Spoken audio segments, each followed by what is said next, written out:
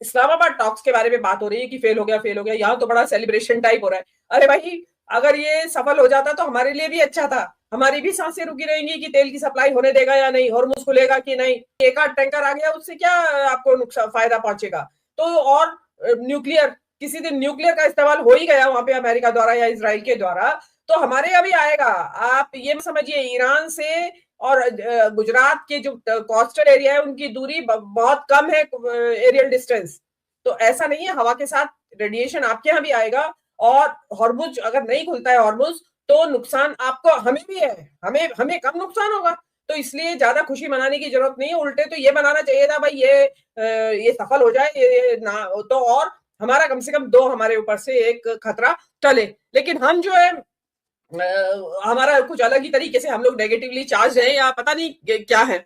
दूसरा बात यह है कि जो जिस तरीके से ट्रंप ने एक घोषणा कर दी थी और टाइम दे दिया था कि 8 बजे के बाद तबाही सभ्यता का अंत हो जाएगा, मतलब वहां पे परमाणु बम से न्यूक्लियर बम एक गिराया जाने वाला था अमेरिका द्वारा ईरान के ऊपर।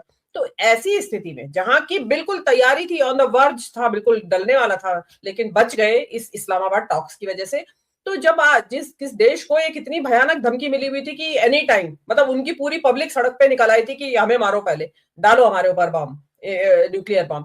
तो ऐसी स्थिति में मतलब कोई मूर्ख देश होगा जो ये कहेगा कि नहीं, हम तो परमाणु जो है ये यूरेनियम एनरिचमेंट नहीं करेंगे या हम अपने प्रोग्राम को रोक देंगे। मेरा तो बनना ऐसा है कि रोकना नहीं चाहिए, उल्टे परमाणु बम बना लेना चाहिए।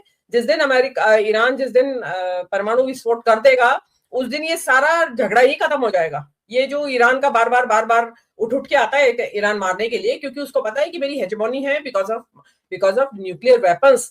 तो वो जब पता चला कि एक और के पास आ गए हैं यहाँ पे, तो ये फिर बराबर की लड़ाई हो जाएगी उस दिन, बिल्कुल। बातचीत जो फेल हुई, आपको उसका मुख्य कारण क्या लगता है, और क्या यही स्टोरी है या फिर असली स्टोरी कुछ पर्दे के पीछे है जिसको ऑन रिकॉर्ड न जेडी वैंस बताना चाह रहे हैं और ना ईरान बताना चाह रहा है? मेरा तो ये मानना है कि जेडी वांस को अमेरिका पहुंचने दीजिए, उसके बाद ट्रंप जरूर कोई ना कोई मैसेज देंगे, कुछ ना कुछ। वो ऐसा ट्रंप को आप मानते हैं कि वो चुप रहेंगे इस बारे में? तो जो एक्चुअल में हुआ है वहां, वो अब ट्रंप के मुंह से पता चलेगा। जेडी वांस तो फॉर्मेलिटी के तौर पे, क्योंकि मोटा नतीजा कोई निकला नहीं है। और जो जो 3 पॉइंट एजेंडा था उनका, एक तो मिसाइल्स को लेके, मिसाइल प्रोग्राम को लेके, एक यूरेनियम को लेके, और एक तीसरा ये जो इनके जो संगठन है हिजबुल्ला एंड हुती एटसेट्रा, इनके कि इनको आप सपोर्ट नहीं देंगे। तो उनमें से देखिए, ईरान के एक सॉवरेन स्टेट है, कंट्री है, तो उसके अस्तित्व के लिए मुझे लगता है कि वो बिल्कुल नहीं मानेगा कि मिसाइल अपने लिए वो डेवलप ना करे, और नई मिसाइल है कैसे मान जाएगा? कौन से कंट्री को हक नहीं है अपने देश के लिए हथियार खरीदने या हथियार बनाने का, और यूरेनियम का? आप ये देखिए नुकसान पहुंचाएगा। अब ईरान और इसराइल में बहुत कोई मोटा फर्क नहीं रह गया है ताकत को लेके कि कौन किसको कितना नेस्तनाबूद करने की ताकत रखता है। लेकिन अमेरिका को क्या जरूरत थी हॉर्मुज खुलवाने के लिए? वहां पे उन्होंने नेवी के डिस्ट्रॉयर्स भेजे, जो कि वहां माइंस जो लगा रखी हैं, सो कॉल्ड कहा जाता है कि ईरान ने वहां माइंस लगाई हुई है। माइंस वो होती है, मैं दर्शकों को बता दूं जिनको अगर अंदाजा ना हो, एक ये समझ लीजिए पानी के अंदर थोड़ी थोड़ी दूर पे बम उन्होंने लगाए हुए हैं। तो जो भी जहाज उनके ऊपर से गुजरेगा, वो बम उसके टच में आके या उसके वाइब्रेशन से आके वो फट जाएगा, और वो उसके साथ साथ जहाज भी फट जाएगा, खत्म सब मामला। तो वो माइंस ईरान ने लगाई हुई है। तो उन माइंस को हटाने के लिए क्या जरूरत आ रही थी? इधर तो टॉक्स चल रही है आपके यहाँ इस्लामाबाद में, और अपने यूएसजी वहां पे अपने डिस्ट्रॉयर भेज रहे हैं, माइन डिस्ट्रॉयर। वो ईरान ने उनको बोला कि अगर इधर आए तो खत्म कर दिया जाएगा, बम बरसाया जाएगा, और वो भाग गए वापस। मतलब क्या तो जरूरत थी वहां जाने की, और फिर वापस क्यों आए डर के? मतलब क्या एक खेल चल रहा है इसका? मतलब आप लोगों को मजा आ रहा है ये लड़ाई करने में? ये टॉक्स तो आप नाटक कर रहे हैं दिखाने के लिए। तो उसमें जो है, और उसमें पाकिस्तान जो है फौजें भेज रहा है यूएई में, वो सॉरी सऊदी से जो इनका पैक्ट है उसके तहत। तो आप मतलब क्या कर रहे हैं, क्या समझ रहे हैं? अब देखिए, ईरान को वो पहले वाला ईरान नहीं है, ताकत सबने देख ली है, ईरान की ताकत देख ली है। इसीलिए ईरान जो यूएसए है वो इसीलिए टेबल पे आया है बातचीत की, नहीं तो आज तक क्यों नहीं आ गया? और इसकी इन बात का सबसे बड़ा फायदा ये हुआ कि 50 साल से जिनके बीच में बातचीत नहीं थी, 50 साल से लड़ाई चल रही है अमेरिका और ईरान की, उसमें एटलीस्ट आके बातचीत की तो शुरुआत हुई। अभी देखना होगा, जैसा मैंने कहा कि हम जो है इंतजार करें ट्रंप की उसका जवाब का। देखिए, क्योंकि ट्रम्प को ये ठीक है कि आपकी टॉक्स फेल हो गई या करवा दी गई या होनी ही थी। हम तो पहले भी मान रहे थे कि ऐसा नहीं है, जो 50 साल से जहां झगड़ा चल रहा हो उसमें पहले ही राउंड में सब कुछ बहुत बल्ले बल्ले करके वो झंडे लहराते हुए निकल जाएंगे, ऐसा कुछ होना भी नहीं था और हुआ भी नहीं।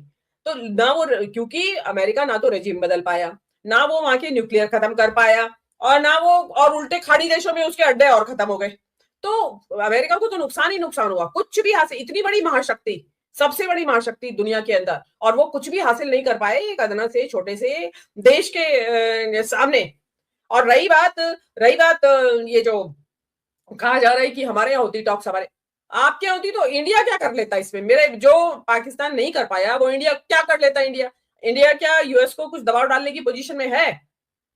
पाकिस्तान, अमेरिकी राष्ट्रपति तो दिन रात मजाक बनाते हैं हमारे प्राइम मिनिस्टर का, गरियाते हैं, वो कहते हैं उनका करियर खराब कर दूंगा, और तरह तरह की ब्लैकमेलिंग करते हैं। वो क्या मोदी जी के दबाव, किसी भी दबाव में नहीं आते? वो तो किसी के भी दबाव में नहीं आने वाले हैं ट्रम्प तो। ये तो जो भी लोग बैठेंगे, चाहे वो पाकिस्तान बैठा, या अगर कोई सेकंड राउंड ऑफ टॉक्स होना होगा तो पता चला टर्की में हो रहा है, या फिर इजिप्ट में हो रहा है, जो शर्म अल शेख का नाम फेमस है इन चीजों के लिए कि वहां होती है इस तरह की टॉक्स, तो वहां होगा, निकल के आएगी कोई बात। लेकिन दबाव में ईरान तो शायद किसी की बात मान ले, हो तक यारी दोस्ती में मान ले, या पुराने संबंधों का हवाला देके मान ले, लेकिन अमेरिका किसी बात के दबाव में आएगा मुझे नहीं लगता, और अब उसको आने की जरूरत भी नहीं है। वो मेरा मानना ऐसा है कि अमेरिका जो है वो अब सीधे सीधे इस युद्ध में कूदेगा नहीं, बिल्कुल नहीं कूदेगा। और अमेरिका नहीं कूदेगा तो ये लोग आपस में इनका थोड़ी दिन धूम धड़ाका काफी चलेगा, काफी एक दूसरे के ऊपर, वो उसने इधर से मारी मिसाइल, उसने इधर से मारी, और वो फिर थोड़े दिन बाद वो जब बंद हो जाएंगे, एग्जॉस्ट कर जाएंगे। और आप ये मान के चलिए कि इसराइल का जो आयरन डोम, जिसकी वजह से कह रहे थे इसराइल तो बिल्कुल सुरक्षित है, और वास्तव में था भी, ईरान तो कुछ भी नहीं कर पाता था। ईरान की कोई थकी हुई बूढ़ी मिसाइलें जाती थी वहां, वो कुछ नुकसान ही नहीं पहुंचा पाती थी उनको, बस ये था कि हाँ रिटेलिएट कर रहे हैं। लेकिन अब जो है उनका आयरन डोम काफी नुकसान पहुंच चुका है, और अब नया कोई सिक्योरिटी सिस्टम लाएंगे, वो इसमें टाइम लगेगा डेवलप करने में। तो अभी तो देखिए, मेरे फिलहाल तो मेरे हिसाब से तो जो मैं बार बार कह रही हूँ कि एक घड़ी टल गई है, जो एक अनहोनी होने जा रही थी कि एक न्यूक्लियर बॉम्ब से एक देश को खत्म किया जा रहा था दुनिया के नक्शे से, वो अनहोनी टल गई है। ये इस्लामाबाद टॉक्स का हासिल है मेरे हिसाब से, कुल जमा। कई लोग, लेकिन अमेरिकन यूट्यूबर, सिद्धार्थ मैं आपके पास आ रही हूँ, कह रहे हैं कि भाई कुछ ऐसे रीजंस भी हैं जिसकी वजह से ये टॉक्स फेल नहीं हुई है। मैं कन्वर्सेशंस पर देख रही थी, कुछ लोग ये भी बात कर रहे हैं कि नहीं, ये असल में ये टॉक्स फेल नहीं हुई है। क्या आपको भी लगता है कि कुछ पैरामीटर्स ऐसे हैं जिससे कि हम ये कह सकते हैं कि नहीं, ये टॉक्स बिल्कुल भी फेल नहीं हुई है, बल्कि ये दोनों तरफ के लिए एक विन विन सिचुएशन है? विन विन सिचुएशन है, क्योंकि हमें पता है कि इस युद्ध जैसे शुरू करवाया था इजराइल ने, और अगर बातचीत में इजराइल नहीं है तो दोनों को पता है, ईरान को और अमेरिका को, कि अगर वो घोषित कर देंगे कि हमारी ये टॉक सफल हो गई, अगले 1 घंटे के अंदर इजराइल फिर से बमबारी शुरू कर देगा, तो टॉक्स फेल हो जाएंगी, टॉक्स सफल हो जाएंगी, लेकिन युद्ध फिर से शुरू हो जाएगा। इन लोगों को टॉक्स को, मतलब बातचीत को, सफलता का सर्टिफिकेट दिलवाना ज्यादा जरूरी नहीं था। युद्ध में शांति ज्यादा जरूरी थी। हमको ध्यान में रखना है, कोई सर्टिफिकेट से कुछ नहीं होता। इस्लामाबाद टॉक्स सफल हो गई ये कह के दोनों एक दूसरे की गलबैयां लगा लेते, और दोनों एक ही हवाई जहाज से लौट रहे होते, और वो लोग अपने अपने देश में उतरने से पहले अगर इजराइल की तरफ से 10 हवाई जहाज फिर से ईरान के ऊपर हमला कर देते, तो बातचीत तो सफल हो गई, लेकिन युद्ध फिर से शुरू हो गया। ऐसा हो जाता कि कभी कभी डॉक्टर सर्जरी करके निकलता है और बताता है कि ऑपरेशन सक्सेसफुल, पेशेंट एक्सपायर्ड। मतलब उसका क्या मतलब है? ऑपरेशन सक्सेसफुल और पेशेंट एक्सपायर्ड का कोई मतलब नहीं होता है। इसीलिए मेरे ख्याल से हमको ये ध्यान में रखना है कि अमेरिका और ईरान दोनों ही आज ये कह रहे हैं कि बातचीत अटकी ईरान की परमाणु क्षमता और हॉर्मुज के कब्जे पर। दोनों ही ये बात कह रहे हैं, दोनों ये कह रहे हैं कि बातचीत अटकी है ईरान के परमाणु क्षमता और हॉर्मुज के कब्जे पर।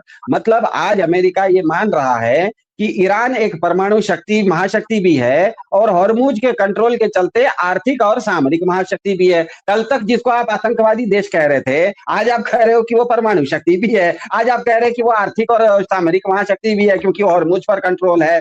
तो दो महाशक्तियों के बीच में कभी भी युद्ध नहीं होता, क्योंकि उसका नतीजा हमेशा प्रलय होता है। अमेरिका और रशिया के बीच में भी यही होता था, मैड करके एक आता था, म्यूचुअली अश्योर्ड डिस्ट्रक्शन। दोनों के पास इतनी ताकत थी कि एक अगर इसको एक बम मारेगा तो वो 50 बम मार के दोनों खत्म हो जाएंगे, पूरी दुनिया ही खत्म हो जाएगी। तो क्योंकि हमको किसी को पूरी दुनिया खत्म नहीं करनी है, दोनों को पता है कि हम एक दूसरे को हरा नहीं सकते, इसीलिए युद्ध शुरू होने के बाद अमेरिका का, अब आपने पूछा कि क्या एक विन विन सिचुएशन क्रिएट हो सकती है। मेरे ख्याल से विन विन सिचुएशन क्रिएट हो चुकी है, क्योंकि युद्ध शुरू होने के बाद से अभी तक अमेरिका का तेल ज्यादा बिका है। मतलब 40 लाख करोड़ रुपए का अमेरिका को शुद्ध विशुद्ध फायदा हुआ है ये युद्ध शुरू होने के बाद, क्योंकि हॉर्मुज बंद होने के चलते दुनिया भर के काफी सारे देश अमेरिका के पास जाके तेल मंगवाना शुरू किए हैं। भारत ने भी, आपको याद होगा, अमेरिका से एक टैंकर गैस मंगवा लिया है जो इससे पहले आपको हॉर्मुज से आता था। तो युद्ध शुरू होने के बाद अमेरिकी इकोनॉमी में अमेरिका को 40 लाख करोड़ रुपए का तेल ज्यादा बिका है। और आश्चर्य ये कि ईरान का भी 5 लाख करोड़ का तेल ज्यादा बिक गया है, क्योंकि हॉर्मुज के कंट्रोल उसके पास है। इसीलिए जो भी हॉर्मुज से निकलता है उससे वो चुंगी लेना शुरू कर दिया है। अब वो चुंगी चाइनीज युआन में लेता हो, अमेरिकी डॉलर में लेता हो, ईरान के अपने करेंसी में लेता हो, बिटकॉइन में लेता हो, क्रिप्टो करेंसी में लेता हो, सोने की ईंटें लेता हो, हमें नहीं पता। लेकिन कुल मिला के इस युद्ध शुरू होने के बाद अमेरिका को 40 लाख डॉलर का तेल ज्यादा बिका है, ईरान का भी 5 लाख करोड़ का तेल ज्यादा बिका है। तो अमेरिका हॉर्मुज खोलने के लिए खुद का जान माल का भी नुकसान करेगा। मतलब अमेरिका अगर हॉर्मुज खोलने जाएगा तो उसकी सेना के सैनिक भी मारे जाएंगे, उसको अपनी ताकत भी लगानी है। ये सब करने के बाद हॉर्मुज खुल गया तो उसका जो 40 लाख रुपए का तेल बिकता था अमेरिका से, वो वापस हॉर्मुज से बिकने लगेगा, तो अमेरिका को तो घाटा हो जाएगा। तो मेरे ख्याल से इसके पीछे, जिस तरह से आपने कहा कि अमेरिका के कुछ एनालिस्ट कह रहे हैं, इन लोगों ने, दोनों ने, अमेरिका और ईरान ने, इस मामले में मेरे ख्याल से ईरान ज्यादा समझदार है। इस तरह के रास्ते, वो ईरान शतरंज का मास्टर है, उसी ने वांस साहब को कहा होगा कि देखिए, आप अगर, हम लोग यहाँ पर अगर हाथ मिला लेते हैं कि बातचीत सफल हो गई, तो आप जैसे ही बातचीत सफल हो गई, हम और आप एक दूसरे को माला पहनाएंगे गले में ना, तो इजराइल तब तक फिर बमबारी कर देगा या तो लेबनान या मेरे ऊपर।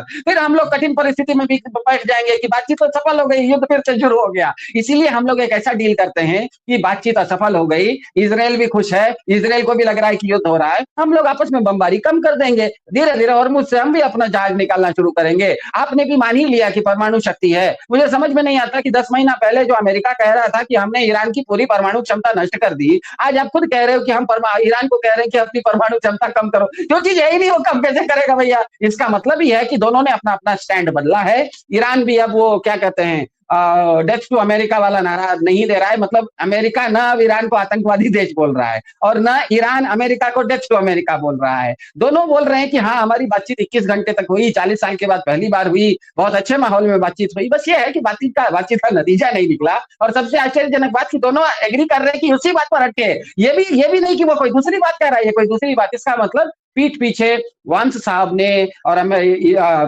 ईरान के जो गलीबाफ वगैरह हैं, उन लोगों के बीच में 1 to 1 बातचीत हुई होगी, अंदर खाने की बातों के बारे में हुआ होगा कि ये बातचीत अगर हम सफल हो गए हैं, इस तरह की घोषणा करते हैं, तो बहुत सारे इसमें इजराइल जैसे लोग हैं। सिर्फ इजराइल नहीं है, सऊदी अरब जैसे देश भी हैं, क्या कहते हैं, यूएई जैसे देश भी हैं, जिनको ये युद्ध खत्म होने में फायदा नहीं है। वो चाहते हैं कि ये युद्ध चलता रहे। तो वो लोग आके, जैसे ही हम घोषित करेंगे कि हमारे पास खीर बन के तैयार है, बहुत सारे गिद्ध बैठे हुए हैं जो कि इसको निचोड़ में, इसके अंदर आके नींबू निचोड़ देंगे। जी हाँ दोस्तों, ये थी आज की वीडियो जो मैंने आपसे शेयर किया। वीडियो कैसी लगा अपनी राय सर कमेंट बॉक्स में ज़रूर करें। वीडियो को लाइक करें, चैनल को सब्सक्राइब करें। अगर आप भारतीय मीडिया का रिएक्शन देखना और सुनना पसंद करते हैं तो चैनल को सब्सक्राइब करना मत भूलिएगा। हाजिर होते हैं एक नई वीडियो, नई अपडेट के साथ। नेक्स्ट वीडियो दीजिए इजाज़त। अल्लाह हाफिज़। पाकिस्तान जिंदाबाद।